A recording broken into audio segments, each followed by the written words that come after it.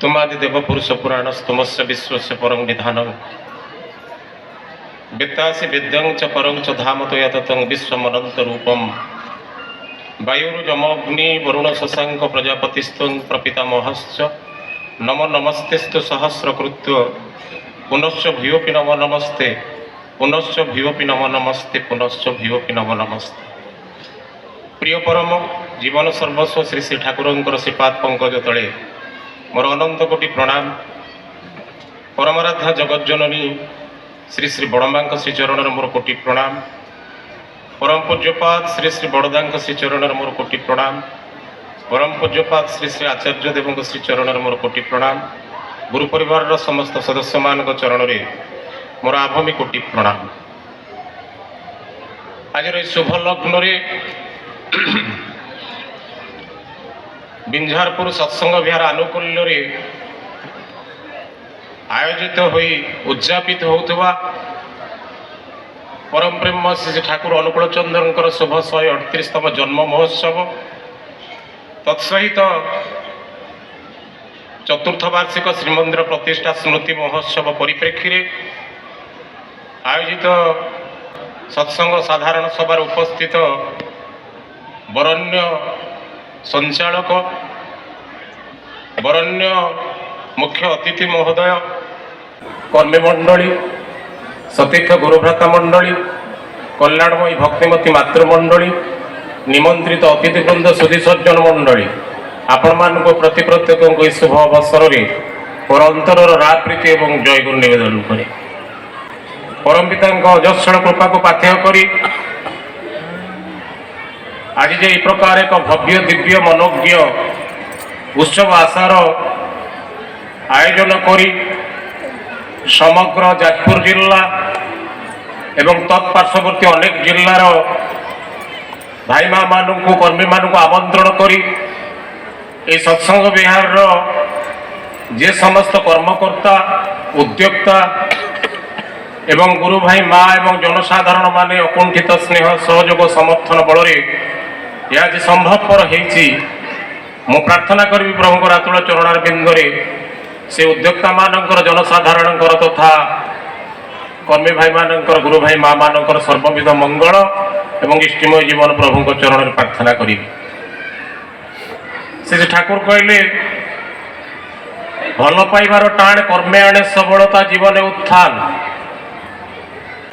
प्रथम उपक्रमणिका आलोचन जड़े विशिष्ट अर्थमंत्री जी वेस्ट बेंगल से जिते बड़े हठात कर्मी भाई मानकर गुरु भाई मानकर प्रेरणा को पाई तत्कालीन अवस्था सत्संग आश्रम परिदर्शन एवं परिदर्शन करने सत्संगर सेवक एवं भक्त मानकर द्वारा समग्र सत्संग आश्रम को परिक्रमा कला परे दर्शन कला परे हठात अंत भाव जो आसिक श्री ठाकुर सामने बसी उद्दिष्ट थी आसन तो से विशिष्ट अर्थमंत्री महोदय प्रश्न करुँच परम दयाल परम प्रेम श्री ठाकुर अनुकूल चंद्र प्रश्नटी अंत भाव अत्यंत निरा थिला जे आपणकर वेश पोशाक परिपाटी देखिले मु आश्चर्य होउछि आपण एते गुडी अर्थ कोठु उपार्जन करी एई भली गोटे कर्मकांड विराट कर्मकांड सदृश गोटे सत्संग आश्रम गढ़िले तो एवं से दिन अनेक कथा भितर परम दयाल परम प्रेम श्री ठाकुर कही मु जाने ना मो भल पाइबा हूँ मोर व्यय और मनीष हूँ मोर आय। Love is my expenditure and man is my income. साराटी जीवन गोटे पद कथार साराटी जीवन जीवन गोटे मात्र तपस्या थिला मनीष मनरे टिके हस फुटे दबा कहारी मुहरे टिके दुख देखिले अंत भाव से सह्य कर पारे घटनाक्रम मन पड़े तो से दिन विचित्र लीला भितर जे गोटाए भक्त से तार जीवन में अबाटे चली जाऊँगी नाटी तार सत्य किंकर पालित बोली ए सत्य किंकर पालित अत्यंत प्रतिभा थिले भी तांकर टिके मद निशा थिला बदभ्यास भी थिला এইଥିପାଇଁ ଧୀରେ ଧୀରେ ଧୀରେ ଧୀରେ ଧୀରେ ଧୀରେ ଦେଖାଗଲା ତାର ଯେ ନିଜେ ବିବାହିଥିବା ପତ୍ନୀ ତାଙ୍କର ପରିବାର ପରିଜନ ଘୋର ଅବହେଳା ତା ପ୍ରତି ପ୍ରଦର୍ଶନ କଲେ, ମାର ମାର ଦୂର ଦୂର କଲେ। এই যে মার মার দূর দূর সহি সহি সহি সহি হঠাৎ ভাবে কୌଣସି ଏକ ଚାପର ବଶବର୍ତ୍ତୀ ହେଇ ସେଦିନ ସେ ଆସିଛନ୍ତି ପରମ ଦୟାଲ ପରମ ପ୍ରେମଶୀ ଠାକୁରଙ୍କ ପାଖକୁ। ସେ ଯେ ଅବସ୍ଥାରେ ଆସିଛନ୍ତି ସେ ଅବସ୍ଥାର କଥା ମୁଁ ବିସ୍ତୃତ ଭାବରେ କହିବାକୁ ଚାହେଁ ନା। ସାଧାରଣ ଗୋଟେ ମଣିଷ ଠାରୁ ଆହୁରି ନିମ୍ନ ହୀନ ହେଇଯାଇଛନ୍ତି। ହଠାତ୍ ସେଦିନ ପରମ ଦୟାଲ ପରମ ପ୍ରେମଶୀ ଠାକୁର କହୁଛନ୍ତି, ଆରେ ମତେ ଗୋଟେ ବିସ୍କୁଟ ପ୍ୟାକେଟ ଦବୁ। ତଥାପି ସିଏ ଭାବିଲା ଏତେ ବଡ ଗୋଟେ ଅନ୍ତତ ଭାବରେ ବିଶାଳ ଆଶ୍ରମରେ ଆହୁରି ଆହୁରି କଣ ଠାକୁର ମାଗି ପାରିଥାନ୍ତେ, ତ ସାମାନ୍ୟ ଗୋଟେ ବିସ୍କୁଟ ପ୍ୟାକେଟଟେ ମାଗୁଛନ୍ତି। ହଁ ଭରିଦେଲା। ମୁଁ ପ୍ରଥମରୁ କହିଛି ଭଲ ପାଇବାର ଟାଣେ କର୍ମେ ଆଣେ ସବଳତା ଜୀବନେ ଉତ୍ଥାନ। ତ ଯେତେବେଳେ ମାଗିଦେଲା ଠାକୁର ଗୋଟେ ବ୍ରିଟିଶ ବ୍ରାଣ୍ଡର ବା ଫରେନ୍ ବ୍ରାଣ୍ଡର ବିସ୍କୁଟ ନାଁଟା କହିଥିଲେ ହାର୍ଟଲାଣ୍ଡ ଫାର୍ମା ବିସ୍କୁଟ ପ୍ୟାକେଟଟେ ମତେ ଦବୁ। ତ ଏ ହାର୍ଟଲାଣ୍ଡ ଫାର୍ମା ବିସ୍କୁଟ ନାଁଟା ଶୁଣିଲା ପରେ ସେ ଭକ୍ତ ଜଣକ ଯେତେ ଯେତେ ଦୋକାନ ବଜାର ଖୋଜିଲେ ଦେଓଘର ସହରରେ ପାଇଲେ ନାହିଁ। ଅତଏବ ତାଙ୍କର ଦୈନନ୍ଦିନ 3 ଓଳା 5 ଓଳା ମଦ ନହେଲେ ଚଳେ ନା।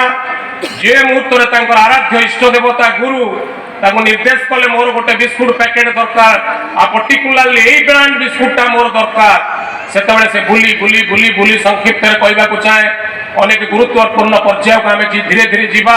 ଗୋଟେ ଝଲକରେ କଥାଟା କହିବାକୁ ସତ୍ସାହସ କରୁଛି। କାଲକାଟା ଅନ୍ତତ ଭାବରେ ହାଉଡା ଷ୍ଟେସନରେ ଓହ୍ଲେଇକିରି ଶେଷରେ ଆସି କାଲକାଟାରେ ପହଞ୍ଚନ୍ତି। ହାଉଡା ଷ୍ଟେସନରୁ ଓହ୍ଲେଇକିରି ସେ ବିସ୍କୁଟଟା ଖୋଜିବା ପାଇଁ ଯେତେବେଳେ ଯାଉଛନ୍ତି ସେତେବେଳେ ତାଙ୍କର ସମଗ୍ର ଶରୀରଟା ଆହୁରି ବିକୃତ ହେଲାଣି। ଗାଧୁଆ ନାହିଁ, ପାଧୁଆ ନାହିଁ, ଦାଢି ବଢିଛି, ଚୂଳ ବଢିଛି, ବେଶ ପୋଷାକର ଅବସ୍ଥା ପତ୍ର ମଳିନ ଅବସ୍ଥା ପ୍ରାପ୍ତ ହେଇଗଲାଣି। ଇତି ଅବସରରେ ତାଙ୍କର ପୁରୁଣା ଆଡ୍ଡା ସାଙ୍ଗ ଜଣେ ଦେଖାଗଲା।